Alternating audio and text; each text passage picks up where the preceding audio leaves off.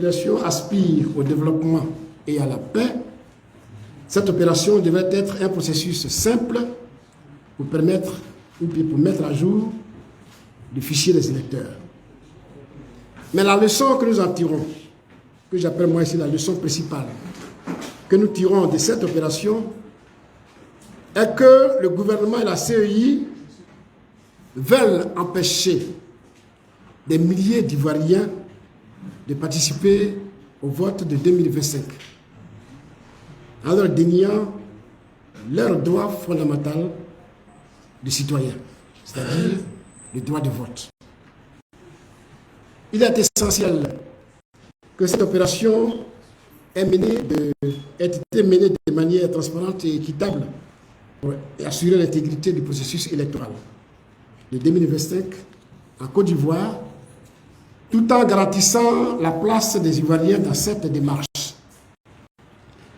L'opération cruciale de la révision de la liste électorale, initialement prévue du 19 octobre au 10 novembre 2024, a été prolongée d'une petite semaine et s'est achevée le dimanche 17 novembre 2024. Sur un objectif ambitieux, je veux dire ambitieux, de 4,5 millions d'Ivoiriens à enrôler, la commission électorale indépendante n'aura réussi à inscrire qu'environ 800 000 citoyens. Ce chiffre est non seulement décevant, parce qu'en matière d'élection, une voix est une voix, mais il soulève aussi des questions fondamentales sur la lisibilité et la transparence du processus électoral. Alors nous allons parler de l'opération elle-même. Le grand thème de notre exposé porte sur l'opération de révision de la liste électorale telle que menée, qui n'a jamais inspiré confiance au PPACI. Bien avant le début effectif de l'opération, le PPACI a exprimé des préoccupations majeures au sujet de cette révision.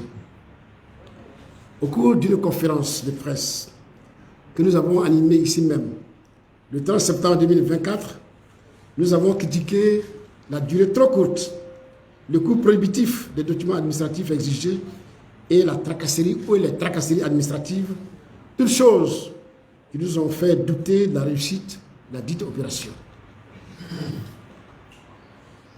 À cette époque, ce 30 septembre 2024, nous avons écrit ceci.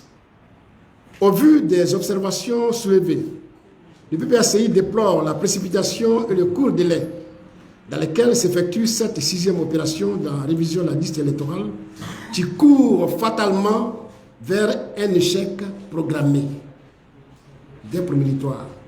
On l'avait déjà signalé. Malgré tout, parce que vous allez certainement me poser la question, malgré tout, et en conformité avec notre engagement à l'accession au pouvoir par les urnes, nous avons appelé nos militants, nos sympathisants, ainsi que les Ivoiriens dans leur ensemble, à se mobiliser pour se faire enrôler massivement pour assurer une élection présidentielle transparente et inclusive en 2025 à la Côte d'Ivoire qui a besoin de changements pacifiques. À mi-parcours de l'opération, soit le 5 octobre 2024, lors d'une deuxième conférence de presse sur l'enrôlement, le PPACI a tiré une fois de plus l'attention du gouvernement sur les risques que pourrait engendrer la lenteur observée dans la délivrance des documents administratifs dans les mairies, sous-préfectures, tribunaux et commissariats. Ce qui impacte négativement les inscriptions des électeurs sur la liste électorale. Le 13 novembre 2024, nous sommes rendus dans les locaux de la CEI à notre demande pour discuter des modalités d'enrôlement des électeurs et pour trouver des solutions aux défis de la révision de la liste électorale. Le PPACI a pu exprimer ses préoccupations au sujet des obstacles administratifs et des anomalies observées dans le processus d'enrôlement. derniers jours de l'enrôlement ont permis de révéler un engouement autour de l'inscription sur la liste électorale. Les équipes de la CEI étaient débordées. La plupart de ceux qui ont pris d'assaut les centres d'enrôlement à la dernière minute sont des primo-votants.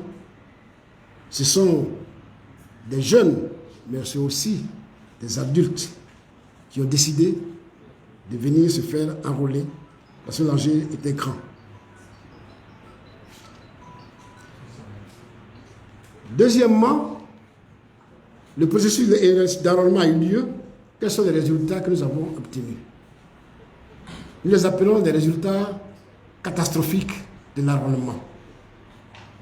Je l'ai dit tantôt, sur 4,5 millions d'électeurs prévus par la CEI,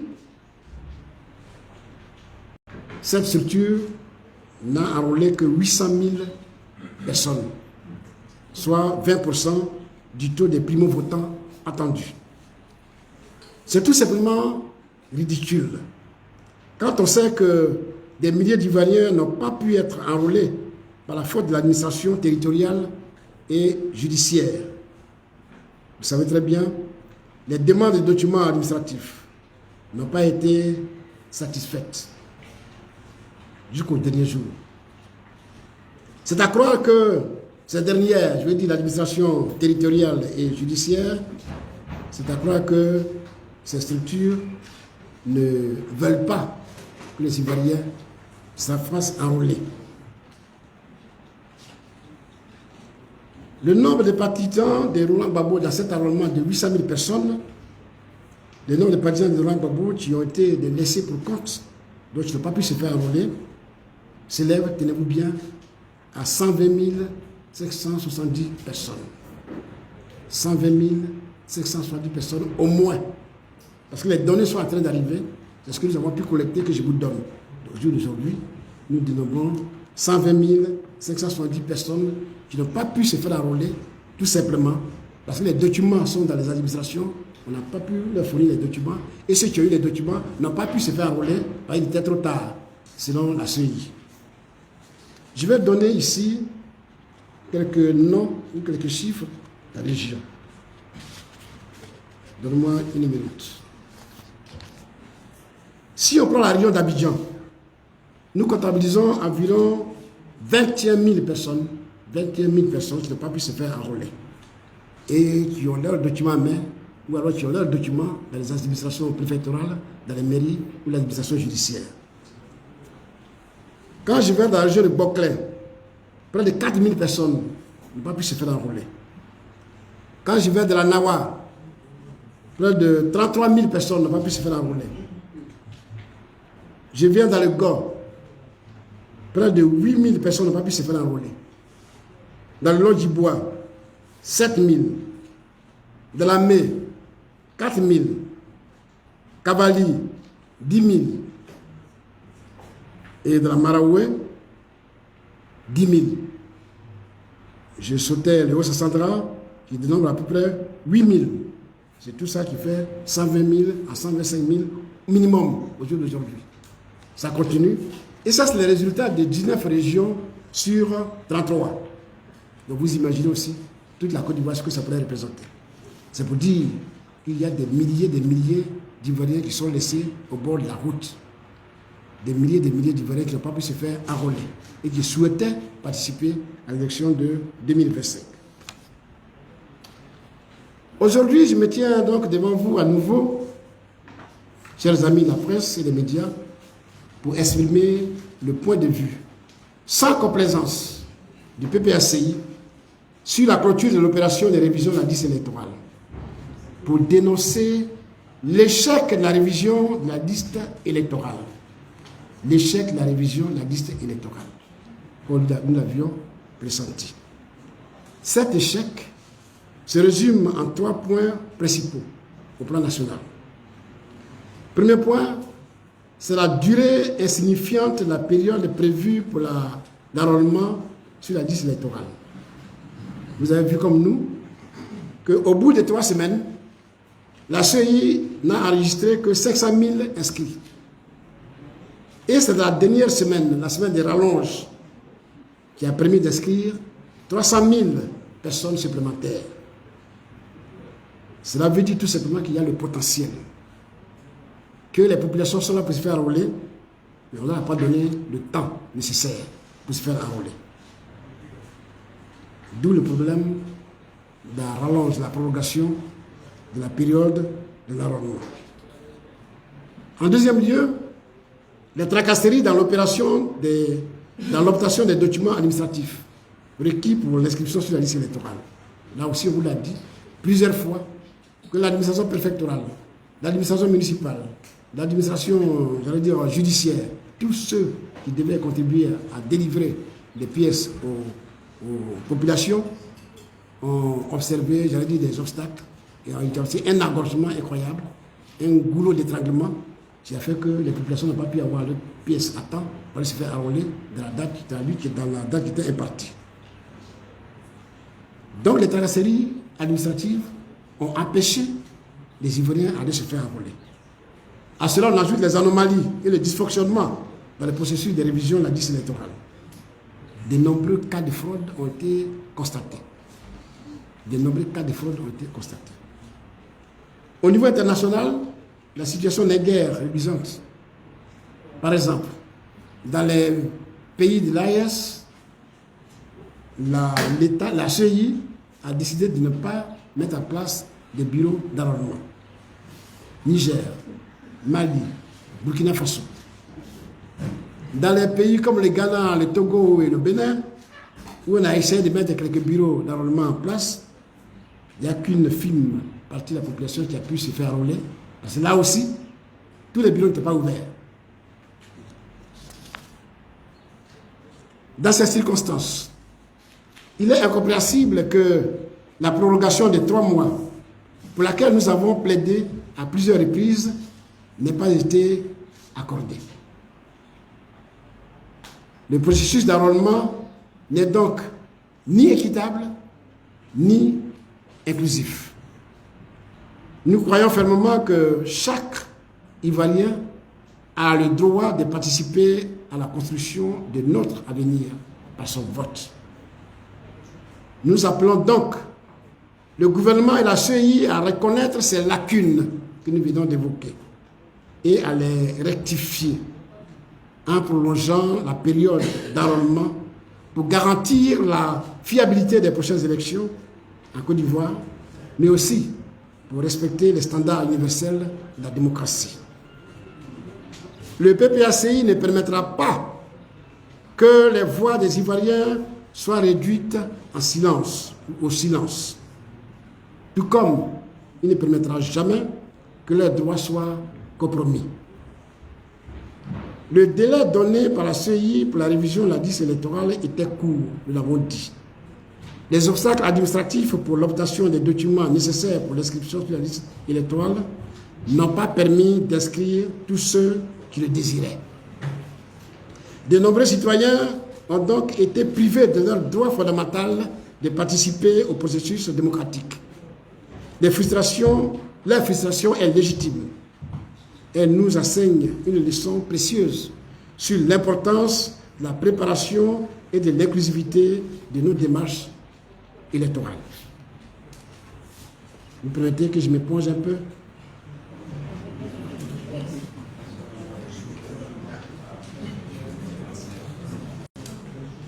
C'est les aléas du direct. Il faut en tenir compte.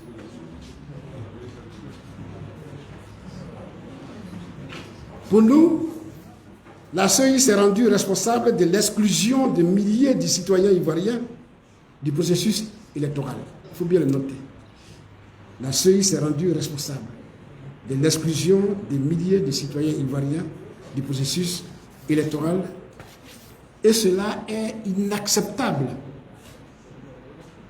Il est clair que si la révision de la liste électorale, qui est la première étape du processus électoral, est bâclée, l'élection sera forcément bâclée. On est tous d'accord. On se dirige encore, et comme toujours, vers un braquage électoral. Parce que tout ça est fait à dessein. Nous ne l'accepterons pas. Nous ne l'accepterons pas.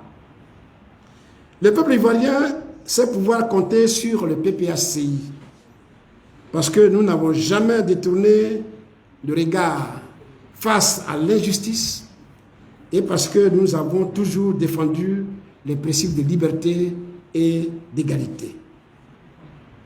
Je tiens à rappeler que notre engagement pour une élection inclusive et transparente reste inébranlable.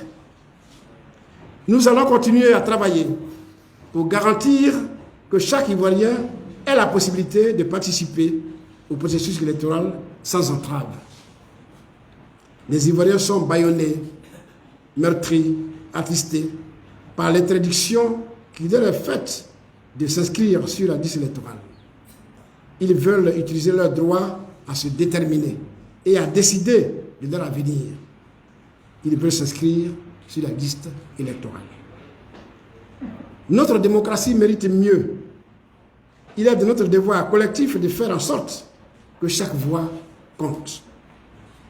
C'est pourquoi, devant l'échec de l'opération de révision de la liste électorale qui s'est déroulée du 19 octobre au 17 novembre 2024, le PPACI dit ceci. Premièrement, le PPACI continuera de réclamer une prolongation de 3 mois au moins de la révision de l'opération de révision de la liste électorale pour permettre à tous les Ivoiriens de s'inscrire sur cette liste. La mauvaise gestion de la liste électorale constitue pour nous les prémices de danger qui se profilent à l'horizon et la responsabilité de la CEI sera pleinement engagée. Le PPACI exige l'application de l'article 6 du Code électoral en 2025, c'est-à-dire une révision juste et équitable de la liste électorale. Cela pourra se faire au mois de février ou au mois de mars 2025. C'est pour répondre à ceux qui trouvent les justificatifs pour arrêter le processus d'enrôlement. Le PPACI exige la dissolution ou la réforme en profondeur de la CEI. Pour ce que nous venons de constater, que la CEI a été incapable de mener à bien le processus de l'enrôlement. Le PPACI exige un audit complet de la liste électorale actuelle pour vérifier sa fiabilité. Le PPACI exige l'application effective des mesures de gratuité des documents administratifs nécessaires pour l'inscription sur la liste électorale. Le PPACI attire l'attention du gouvernement ivoirien sur les risques d'exclusion de nos concitoyens que peut engendrer une mauvaise liste électorale et sur la responsabilité de la CEI devant des troubles éventuels. Le PPACI dénonce les pratiques frauduleuses qui ont été observées tout au long de cette opération de révision de la liste électorale. Il s'agit de la transhumance des électeurs, du trafic d'influence, du monnayage des récépissés et la corruption tout court. Enfin, le PPACI affirme haut et fort son engagement sans faille pour des élections justes, transparentes, inclusives et crédibles. En un mot comme en mille, le PPACI ne laissera pas cette affaire, comme on le dit chez nous. Le PPACI ne laissera pas cette affaire. Nous irons jusqu'au bout, parce que le président Laurent Gbagbo est notre candidat. Chers amis, je vous remercie pour votre aimable attention.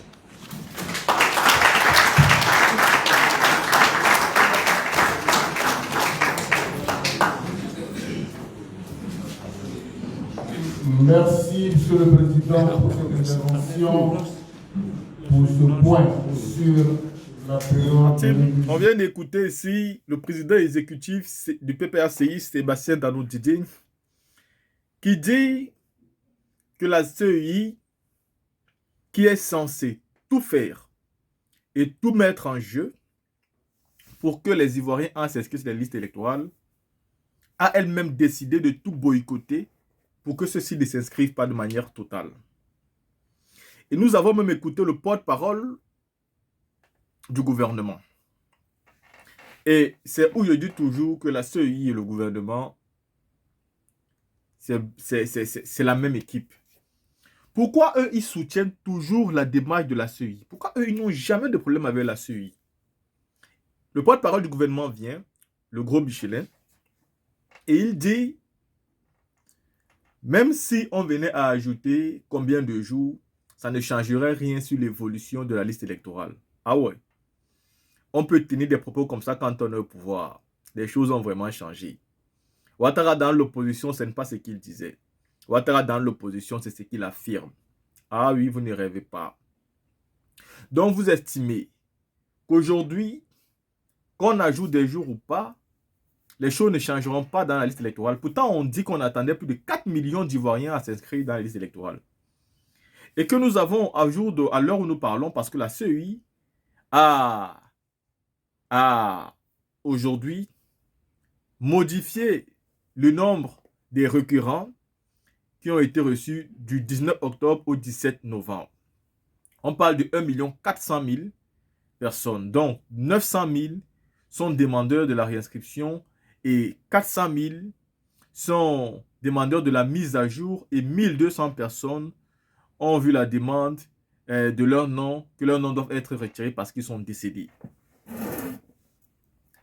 Si ceci a pu se faire en moins de 2 mois, la question qu'on doit se poser, c'est si nous donnons minimum 3 mois, qu'est-ce qui va pouvoir se faire? Ça peut déjà être un quota multiplié x 3. C'est de ça qu'il s'agit. Le quota peut être multiplié par 3.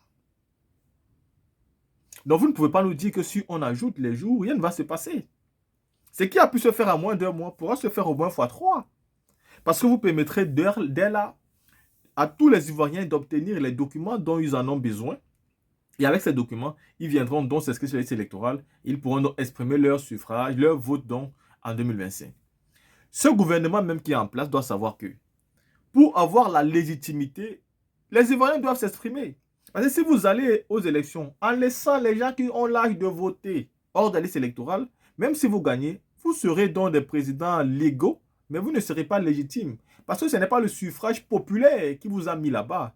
Si la minorité vous vote, parce que la minorité ne doit pas faire gagner. Mais quand vous gagnez alors que c'est la minorité qui participe, vous n'êtes pas légitime, même si vous êtes légal. Donc, la CEI a déjà très mal commencé.